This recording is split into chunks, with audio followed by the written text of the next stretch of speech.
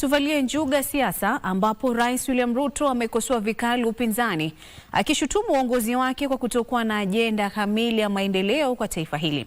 Akizungumza katika kaunti ya Meru, Rais alisema kuwa shutuma za kisiasa kutoka kwa wapinzani wake zinalenga kuvuruga utekelezaji wa mipango ya maendeleo ya utawala wa Kenya Kwanza. Ruto aliwataka wakazi wa eneo hilo kumuunga mkono katika azma yake ya kuwania hatamu ya pili ya uchaguzi mwaka 2027, huku viongozi wa eneo hilo wakiahidi kuhamasisha wapigaji kura kumuunga mkono rais.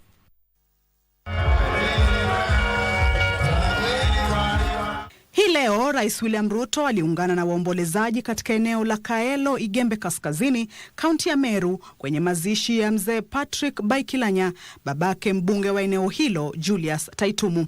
Rais Ruto alimsifu marehemu mzee Baikilanya kama kiongozi aliyetoa mchango mkubwa kwa jamii, akisema urithi wake ni wa kupigiwa mfano. Watoto wetu, vile mzee Patrick ametuonyesha, tuwalee kwa njia mzuri. Changamoto tulio nayo kama wazazi ni kwa sababu hatufanyi vile mzee wetu hapa Patrick alivyofanya na watoto wake. Rais alitumia hafla hiyo kutetea sifa ya utendakazi wa serikali yake, akiwataka wakazi wa kaunti hiyo kupuuza juhudi za upinzani na badala yake kumuunga mkono katika azma yake ya kuwania tena urais katika uchaguzi mkuu wa mwaka 2027. Na Senator Kaduri na Mama County na William Ruto. Bas. Unajua Waswahili wanasema debe tupu haliachi kutika.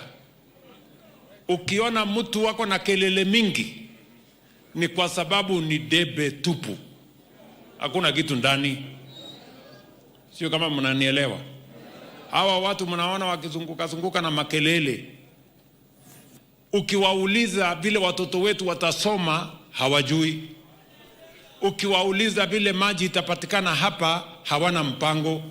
Viongozi wa eneo hilo waliahidi kumuunga mkono kikamilifu Rais Ruto katika azma yake ya kuhudumu kwa muhula wa pili, huku wakimkosoa aliyekuwa naibu rais Rigathi Gachagua.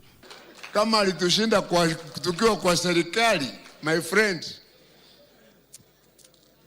pangeni maendeleo kutoka 2028 mpaka 2032 mkiwa na yeye, because hiyo ingine ni kelele tunapiga few months na hakuna president hajapigiwa kelele. Rais Kibaki akawa na 2 term.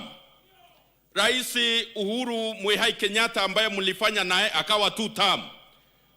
Sasa hapa Meru, kwa hao wote, yale mambo ambayo unaendelea kufanya hapa Meru ni yale mambo haijawahi fanywa na mwingine rais ambayo wameenda mbele yako. Aidha, Rais Ruto aliahidi kufanikisha utekelezaji wa miradi muhimu ya miundombinu katika kaunti hiyo, ikiwemo barabara za eneo hilo, kukamilisha ujenzi wa daraja la Nithi pamoja na kuharakisha utoaji wa hati miliki za ardhi. Sasa mimi nataka mjue zile title deeds za kwanza zilifika, zile za pili mimi nitakuja nazo mwenyewe.